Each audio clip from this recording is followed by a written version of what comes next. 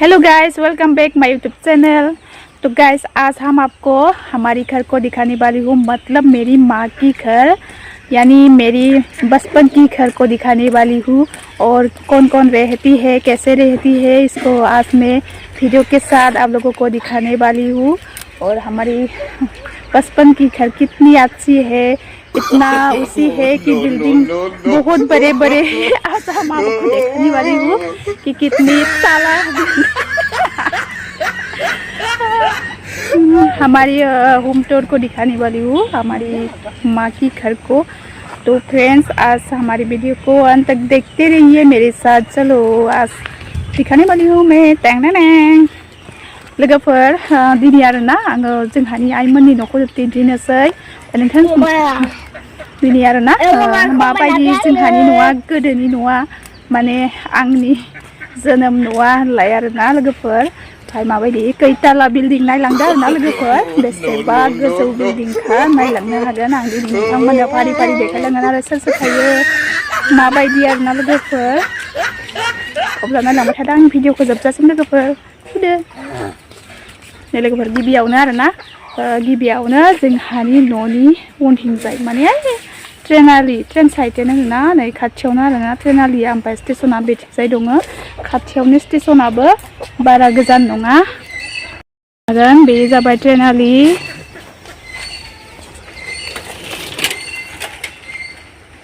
दिनै ट्रेन खारो। बेनिफ्राय नै फुख्रि दं खाथियावनो। औ र' आं जाया, नै फुख्रि दङ जोंहानिनो आरो आइमोनहानि। ओमफ्राय नै न'आ बेनो। नै आइया खानसि सुगासिनो, थोरसि सुगासिनो। र' दसे थाथ'। दा लिंगोन आं बाबाखौ लिंनो थां मादै दि होननो। ओमफ्राय नै ये है हमारा माँ की बांग्ला। नै लोगोफोर, ताला ताला तीन ताला न' लुबाय दं आरोना दासो। माबा मोनदों जोंहा आइनि सरकारनि न' मोनदों। नै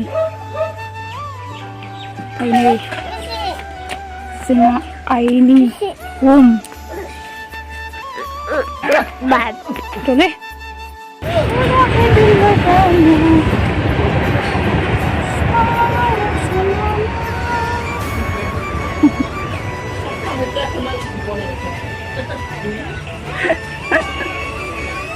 बिबारखौ खिथिलां, जा समायना समायनाखा बिबारा।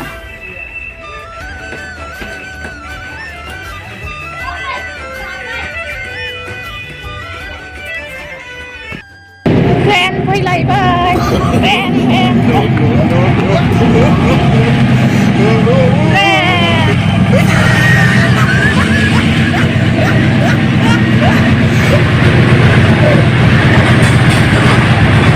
नै लोगोफोर, ट्रेन फैबाय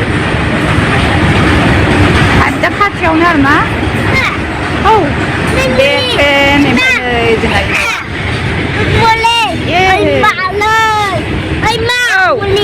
ओमफ्राय जा ये बांला। नै लोगोफोर, भाङा सिङा बांला।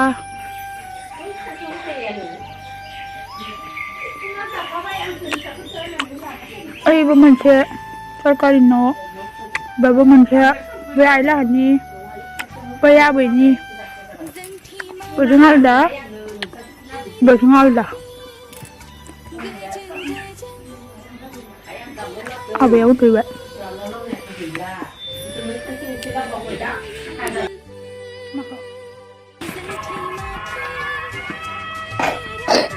लोगोफोर, बिबारा जा समायनाखा आरोना जोंहानि आइमोनहानि न'। फै नै बांलाया सरकारि बांला। मादार हाथायसै जानानै हाथायसै एरख'लाबायनो हाथाय एरख'नाय जा nih angzanya apa nih bibar December flower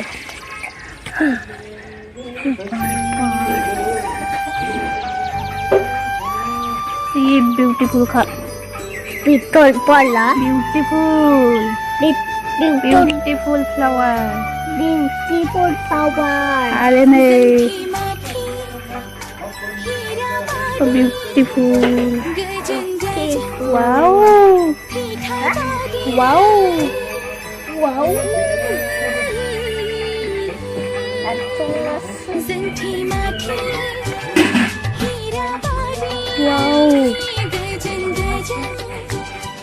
butterfly flower जा समायना खामोन आरोना लोगोफोर butterfly flowerआ नाथाय दाउआनो बिलाइखौ जाजोबदो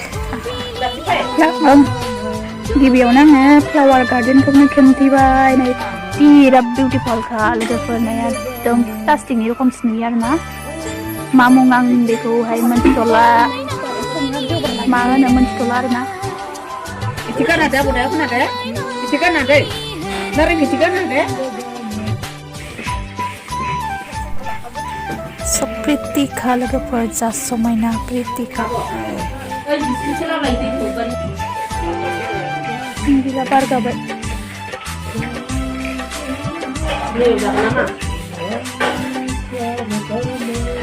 बार गालाय लांबाय मायाव मायाबा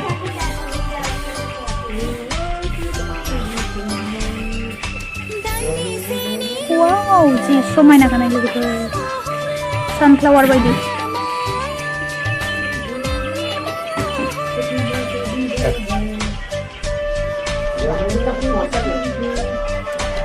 फट' लां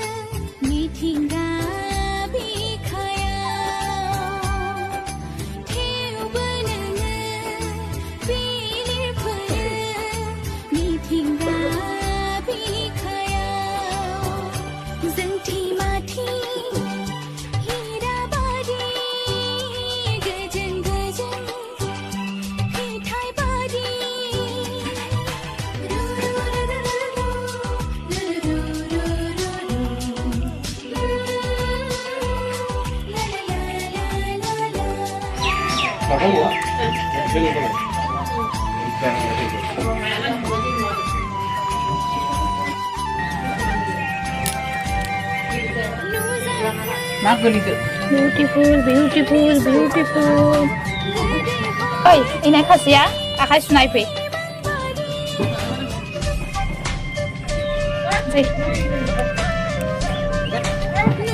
pasti di bibaran tarbe so beautiful flowers wow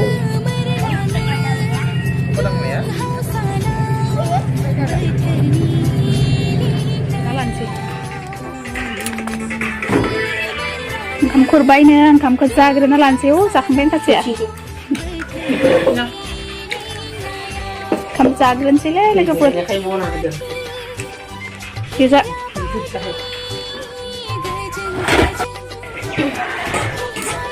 ओंखाम जाग्रोनोसै आरोना ओंखाम जाग्रोना लानोसै खास खास गिदिर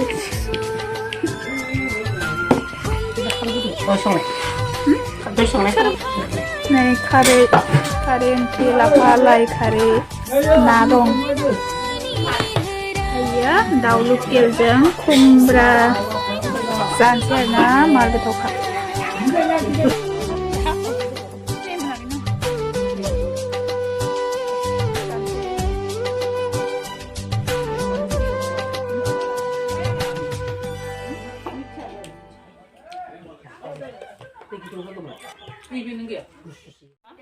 सब जासिगोन ना होनदां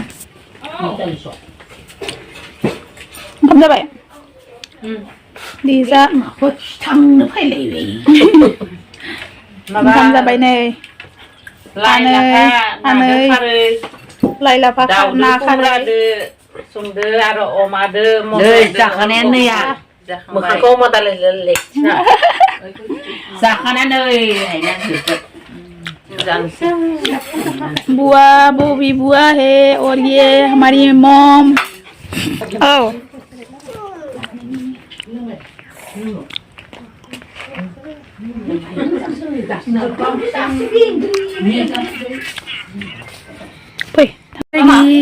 Sota sister. 다 수티 되는 거. 운두드만. 운두드만. 자 sister. 보이니 사이 글레이신 sister. Bye bye. Come. Bye. 난 마바 스위터 가네. 마데이. ओमफ्राय मादैनि फिसाजो आरो ना दादैनि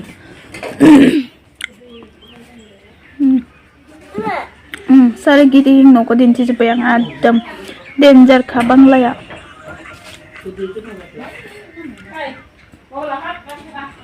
नैबे अर सायग्रा आरो ना बाहेरावबो संना जानो गोसोबा संना जानो हायो ओमफ्राय दायो गोजांनायाव अर सायो आरो ना अरखि दङ दाबो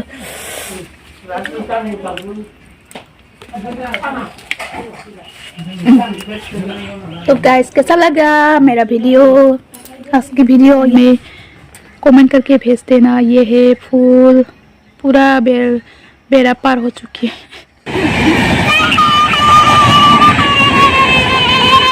मेहंदी वावนี่खेबसे मा मेहंदी लाय आंनोबो फोनना हो दे र' नै दादैनि फिसाजो आनैनि फिसाजो राङापारायाव हाबा हरनाय आनैनि फिसाजो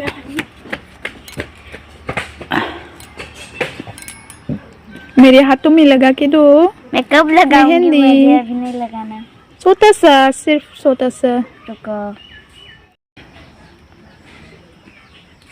एक हाथों से लिख दो रुको मेहंदी पण जानसी नहीं लोगोफोर आंबो गथ' फिसा बायदि ये है मेरी मेहंदी तो कैसा लगा फ्रेंड्स मेरी वीडियो को कैसा लगा प्लीज़ कमेंट करके बता दो और अगर अच्छा लगे तो लाइक शेयर कर देना और कोई मेरे चैनल पे नहीं देखे है तो सब्सक्राइब कर देना और आज की वीडियो में बस इतना ही लोगोफोर आंनि दिनैनि भिडियोआ बेखिनियानोमोन आरोना ओमफ्राय जुदि मोजां मोनोब्ला लाइक शेयर खालामना होदो आरो सोरबाफोर चेनेलाव गोदान नायदोंब्ला सब्सक्राइब खालामदो आरोना लोगोफोर अब्ला दिनैनि भिडियो बेखिनियानो तो गाइस आज की वीडियो बस इतना ही नेक्स्ट वीडियो के साथ फिर मिलेंगे तब तक के लिए बाय बाय बाय बोलो बाय बोलो बाय बाय फिर मिलेंगे बाय बाय लोगोफोर